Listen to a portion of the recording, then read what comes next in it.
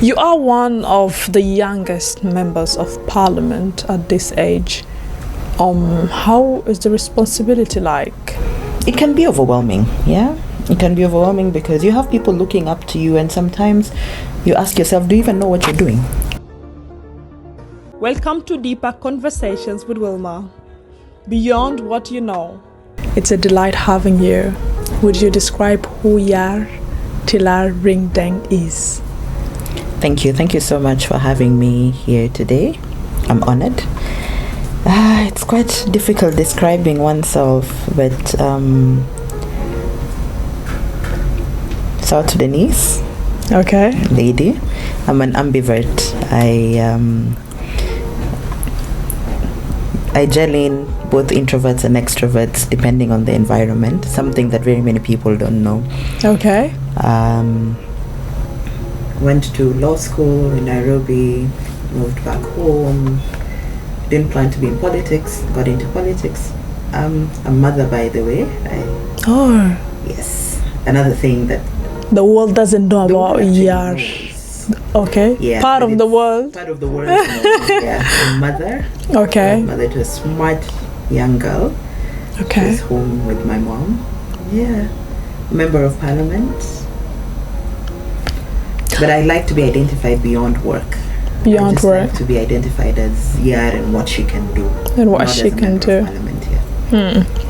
And this is the purpose behind Deeper Conversations Beyond What You Know. It's my first time to learn that Yar is a mother and a lawyer by profession. So today we're going to dig and learn more from you, and I can't wait to discover that. How do you describe your childhood? I had a beautiful childhood, I must say. I grew up with an older brother. I have older siblings, as opposed to what people think. Many people think I'm the oldest, but I'm the third. Okay. So I grew up with my dad, my brother, and then now I was actually a smart kid in school. Okay. I remember I'd either be first or second in class. There's one of my classmates, I'd never forget his name until today. His name is Ken, and the two of us would be competing in first and second place. And if one person gets the first place, the one who got second place would be crying. So and some people can't even get there. Exactly. So that's how my childhood was. But I was a very jovial child. I thank God for my dad. He realized I loved books. So from a young age, he started encouraging me to read. And he'd buy me books a lot. And he would promise me clothes if I did well. So any new style that would be in the market, I'd now make sure that this term I'd have to be first so that I get that outfit. Yeah, so I had a very nice childhood. And at that time we were in Nairobi with a couple of South Sudanese, and I remember as we were growing, many of the people who we grew around were more or less our uncles from different tribes, but they were working with our parents. So there was also that community interaction that we had. And was I playful? I wasn't such a playful child. I think I matured too fast. Really? Yeah. You, in most of the events where you did give a speech, I noticed you mentioned your dad a lot. And I believe that today, as he's resting in love, he's proud of you. What was your relationship with your dad like? My dad, he's an epitome of greatness. You know, until the last days of his life, he's meticulous, he's just awesome. We had a very good relationship, and as time went by and I grew, I was a very stubborn child to him sometimes, by the way, until when I got pregnant. And I remember he didn't talk to me for some time because he felt, why did you do this? I had other plans for you. But me and him had the best relationship. He was more of a friend. I sometimes still read my messages with him and just laugh at so many things that me and him used to discuss. We had a great relationship. He believed in girl-child education. He believed you're all equal. All my kids are equal. And I was telling someone 2 days ago, even shrimps. I was making shrimps sometimes back at home, and I remember he's the one who taught me how to cook shrimps, you know. Okay. So he and I were just two people, very similar, but yet very different. Okay. Yeah. Tell us about your mom. Mom is mom. You know how moms are. Yeah. Yes, mom is mom. I lost my mother in 2012. Oh. But I grew up with my stepmom, which is something that people don't know. In fact, my stepmom is more of a mother to me than my mom. Because my mom and dad separated when I was really young. And she's the one who stepped in. So even if you see us, you would not think that she's my stepmother. She's a lovely woman. She's taken good care of me. She's with my daughter now. And it's very difficult for people to even know that she is my stepmother because of how close me and her are. We joke sometimes and call each other sisters. Yeah. Your mom must be a proud mother watching you today, being a happy person, and definitely you are blessed to have a stepmom that acts like a mother fully. You did mention that you became a politician, which is something you've never imagined to yourself. How did you become one? I knew I would go into politics, but then I just didn't know at what point. When my dad died, and as it is in our context, we need someone to replace him, and Dictoriac, the first vice president, and the then Minister of Defense, Honorable Angelina Teng, were the ones who felt I should take this up. At first I wasn't sure how I was going to manage it, but as soon as I got in, I think I just gelled in it. But I knew at one point I was going to join. Because my dad and I would discuss politics, and I would do so many things for him, his writings and all of that. I just knew I would join, just that I didn't expect I would join politics in my 20s, and especially in such circumstances that it's a death of someone and I have to replace him and replace someone who was a giant politically. You are one of the youngest members of parliament at this age. How is the responsibility like? How do you feel with that experience? It can be overwhelming, yeah? It can be overwhelming because you have people looking up to you, and sometimes you ask yourself, do you even know what you're doing? You know, and I'm a normal human. Yeah. And also the yardstick that is being used is very different. You know, there is a way you're expected to carry yourself. There is a way you're expected to do things. How to smile. How to, you know. And when you look at it, sometimes you ask like yourself, crazy. but I'm just a normal human. What's so special? You know, the responsibility is immense. Considering also I've taken over from someone who was a political giant in this country. The shoes are too big to fill. But I console myself with, let me do what I can do. What I cannot do, I cannot do. And I cannot force myself. But apart from that, let me be a young person. I enjoy my youth. It can never come back.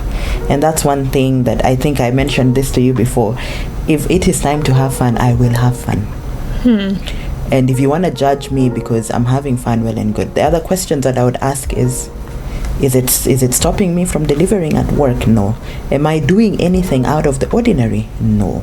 So as someone in politics with a different yardstick for a woman and a man, and you're being judged differently, I got beyond that. I got beyond that in the sense that it doesn't really bother me much as long as my conscience is clear. What you think?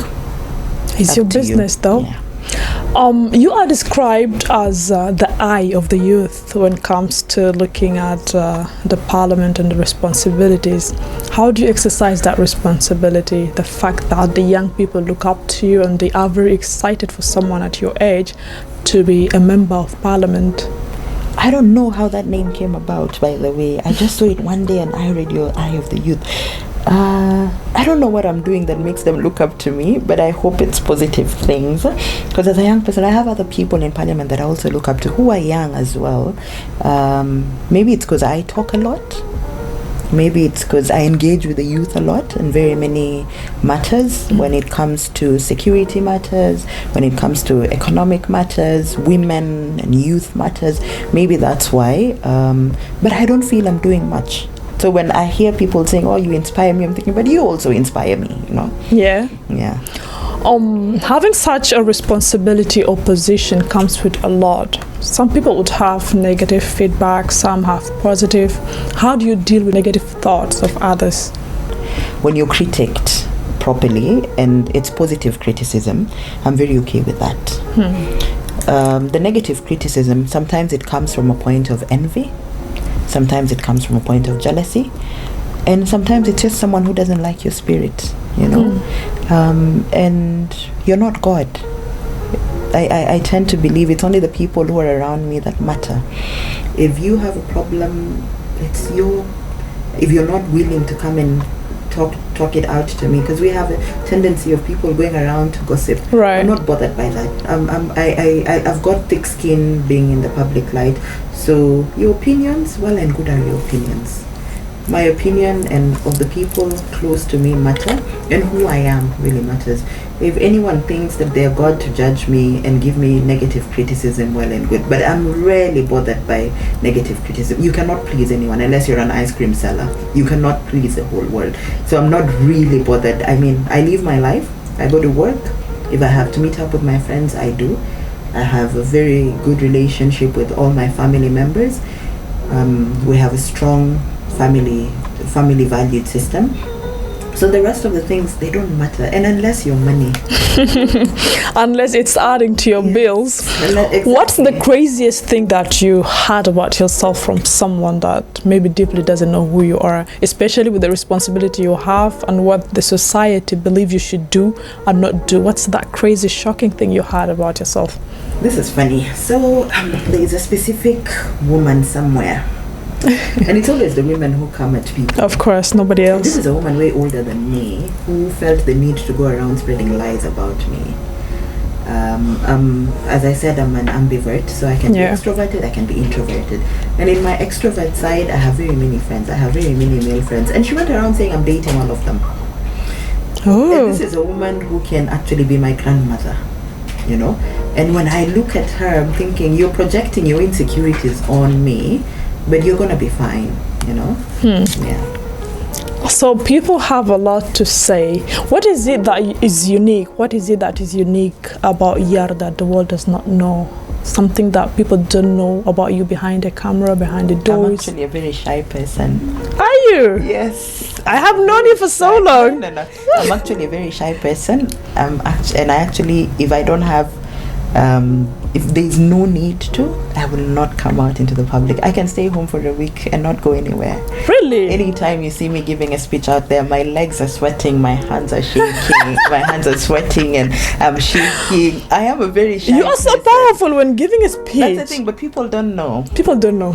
I know what you're talking about. Yeah. Trust me. So, but I'm a very shy person, and if I need to avoid being in public, I would gladly do it. I can stay home for a whole week and not step out, you know. Okay. Yeah. And the other thing, I'm not a TV person. I would go for months without even switching on the television. Do you find that normal? I find it extremely normal. How about your phone? To be honest, if I want to watch, I'll watch. But my phone, yes, because I'm constantly communicating with people. But I'd never switch on the TV. I cannot go a day without watching the TV. I can go for months and I'm not bothered at all. And that's very unique to learn from you. Looking back at your journey. And I don't know how to swim. You don't know how to swim? Yeah, I feel it's water. Actually something common with South Sudanese. Many of us, My especially daughter women. Swims. I enjoy that. My it's daughter nice. swims. Your daughter swims. At she least brags to everyone. If you meet her now and she'll introduce herself and she'll say, "Oh, by the way, I've got a lot of medals swimming, but my mom doesn't swim." at least she's representing you right here.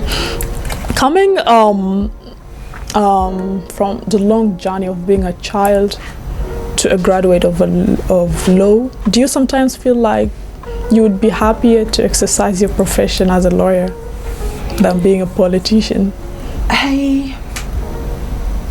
We have our plans and then God has his plans, yeah? But maybe at some point I would actually practice. At some point I would. I don't know if I'll be in politics long enough. I don't know.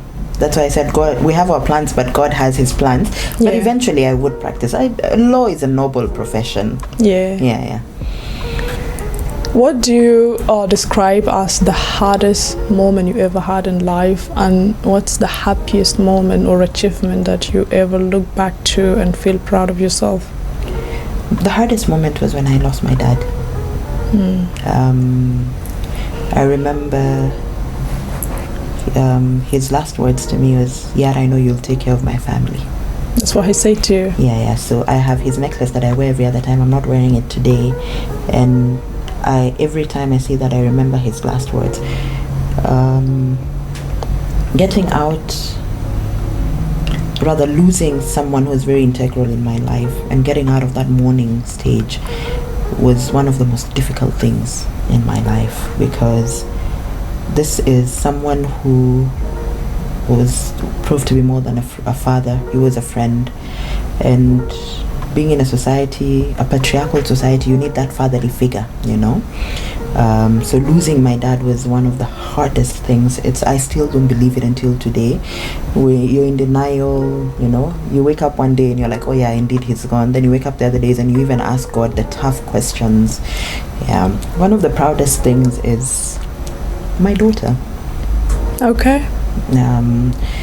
In the sense that this is a child I birthed, and seeing her grow, seeing her excel in her studies, seeing her grow in her skin, you know, and be proud of who she is.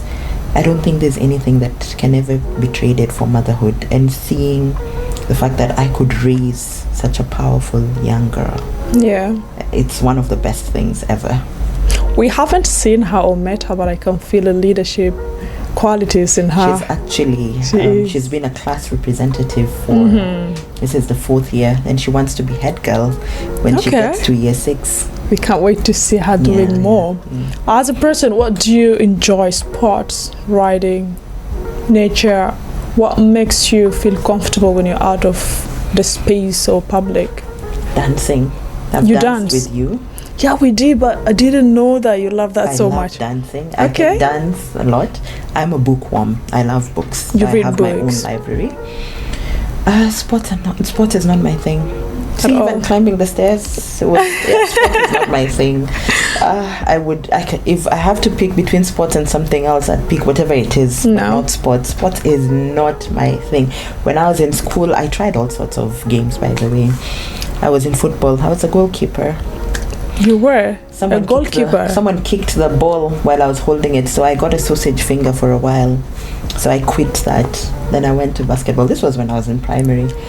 I went to basketball, and I remember the ball fell on my face, and because now my brother was around, my older brother, and I was crying. So I stopped. I tried athletics. It took so much of my energy. We moved to Sudan in 2006, and there wasn't any much of sports activities in the school that I went to, so it just died naturally. But sports is not my thing. I don't want anything that inflicts pain. Lila, I don't. You're a soft girl. I'm a soft girl. I'm a soft girl because I'm thinking, the gym. You're a soft girl, you know. Why should my muscles hurt? Why? Huh? I'm supposed to be a princess. Yeah. No, I'm not encouraging that. I am a soft we need girl. to be healthy, you know. No. We believe in South Sudan that when you are naturally fit, you do not need sports. And then also with that, sometimes you look healthy, but deep down in your body, you don't know what's going on. Exactly, you don't know what's going on. So you did mention that you are a lover of books, and which is something that the youth are fighting to inherit today in South Sudan. Why do you think it's important to read books? Knowledge is not only in classrooms, that's one. And books open up our minds to a reality that we do not know. Secondly, reading is something that's inculcated in someone from a young age. You can't teach an old dog new tricks. And I think there's this saying, if you want to hide something from an African, hide it in a book. Because we don't read. I had an incident where I was buying books and one of my friends was there, and the first question, and this is a well-respected person in this country, the first question he asked is, do you have an exam? It took me aback because a reading culture is something that we need to have as a nation. Yeah. We were just talking earlier about illiteracy and literacy rates. An informed society is a better society than an uninformed society, you know. Maybe we need, as a nation, we need to start having book clubs, but also our education system also needs to start encouraging kids. Let's have public libraries where people can, you know, go read, borrow, and let's also start having book clubs as young people, where we can discuss most of these books, critique them, you know. You know, it's funny that South Sudanese believe, some of them, not all of them, that we read books when you have exam. I know. You read for exams only, and this is something that I think if we pass to the next generation, it will be hard for us to be well skilled when it comes to the mind. And the reason to why I believe people avoid public speaking is because you do not have the knowledge. Definitely you don't have words to put out. So with that, I hope you learned something about the importance of being friendly to books. You being an influencer, a member of parliament, the young people are looking up to you, either you like it or not, is something that you cannot avoid. And the society we live in today, you did mention that everyone tries to get to your business. Everyone wants to judge you even when they don't know who you are. How do you keep your life private? How's your privacy with this small society that we have where everybody knows everybody? I keep my life private by, number one, not sharing things with people. And number two, what is not meant for the public is not for the public. There are things that need to be kept private. I mean, even for your own security, you know? And we're in a society where everybody knows everyone. I don't want my business out there, and I also don't want to know your business. Your business is your business, you know? So I just tend to keep it private by not even sharing with the people close to me, because you never know. I have one saying that I believe in Juba, everyone who's walking around has a knife behind their back and they're ready to stab anyone at any time. So my mouth is always zipped. You want to come and talk to me, well and good, I will listen. But something getting out, malish. Asma, by nature, we women, especially when you have a best friend, it's hard for you to keep some secrets, not because you want to tell, but if you don't talk about it, you might even, you know, Joke? You feel like you're uncomfortable, you want to talk. And this is something that I think in the last panel discussion I had, one of the girls did ask me, how do you master keeping your secrets for yourself? How do you do that? I think it's from betrayal. Okay. I think it comes from a place of betrayal. I saw my dad betrayed by the people who are close to him politically, and I've had friends who you'll share something with them before you realize it's out there. It's out there. But I keep it so easily because I categorize people I interact with. There are people who know me and know I have a child, but they do not know the details of my child. Yeah. The people who know my child interact with my child, but they do not know much about that. Then there are people who know the deeper story. So I just categorize who should know what at what point in time. And also, it's not everything that is for the public. There are things that is between you and your God. Through the conversation, I have noticed that you have mastered your personality and living in a society that has a lot and takes a lot of energy to stay in. To a young girl that will watch this today, what are the qualities do you think she should work on for her to keep on going with the days? Number one is work on yourself. A jug that is not full cannot pour out, but a jug that is full can pour out. It's important to refill yourself as a person. It's important to have something that somebody else doesn't have. What is a skill that you have that can be sold? I love saying this to so many other young people, especially ladies. Work on your hygiene. A smart woman, body-wise, you actually attract the positive energy, that's one. And also you're able to function properly when you're in a clean environment, when, you know. And even when it comes to your education, work on, get your documents, get your papers, start something for yourself. Let there be something known for you, and be unique, stand out. We all have that one unique thing, but also find your purpose and find God. I believe a woman is so powerful when she has God on her side. Relationship wise, how do you encourage these girls to maybe notice the right partner, and what qualities do you think a lady should notice in a man that she can date? Supportive. A supportive man. There's this notion that a man should be a man with money. I tend to disagree a bit, because money is an added advantage. We all need that money. But is there potential? Do you see potential in that man? Is it someone who you can build a future with? Is it someone who you want your kids to be like? Men generally mature slower than girls. So perhaps I tend to believe I would have to be with someone older than me, because if it's my age, then our thinking capacity is more or less the same, or mine is higher. During a fight, nobody will stop the other. Exactly, mine is higher than him.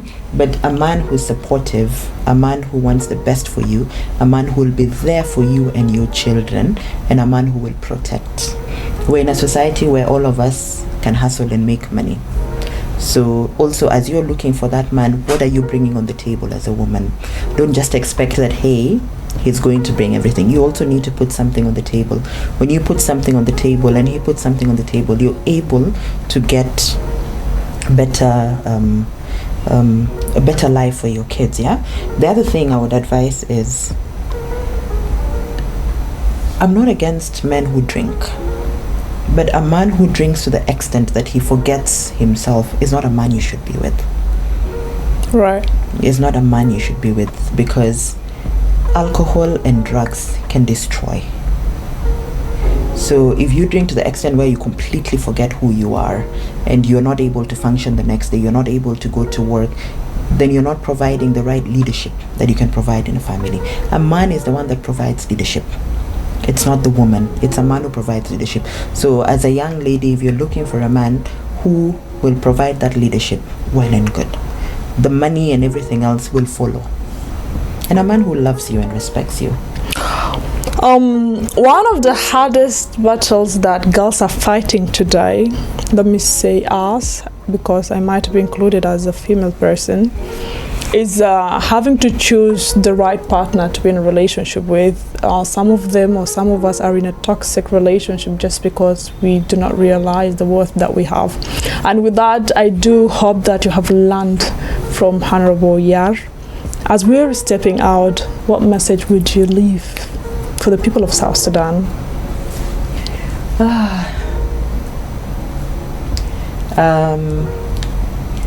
At an individual level, I'd like to, first of all, focus on the importance of family. Societies are made up of families, and family is the smallest unit. But I'd also like to leave a special message to the youth. Your youth only comes once. Use it right. Be an impactful person to society. But also don't forget, in the chaos, to also live life and be you. There is nothing as important as being your original version. Be you. If you have your talents, prioritize on them. Go out there, meet other people, network. Your network is your net worth, and just be a proud South Sudanese. I think that's all. We'd definitely love to have you once again. It was a great opportunity having you here. Deeper conversations and beyond what you know. I don't know the picture you had in mind about Telar. I don't know the story that you had in mind, but at least today we had to learn a lot about who she is. And with that, you have to make sure that you stay tuned for the upcoming episodes, and do not forget to subscribe to Beyond What You Know Deeper Conversations. Stay tuned. Discover and tell the stories. And do not forget to subscribe to my YouTube channel and stay tuned for the upcoming episodes.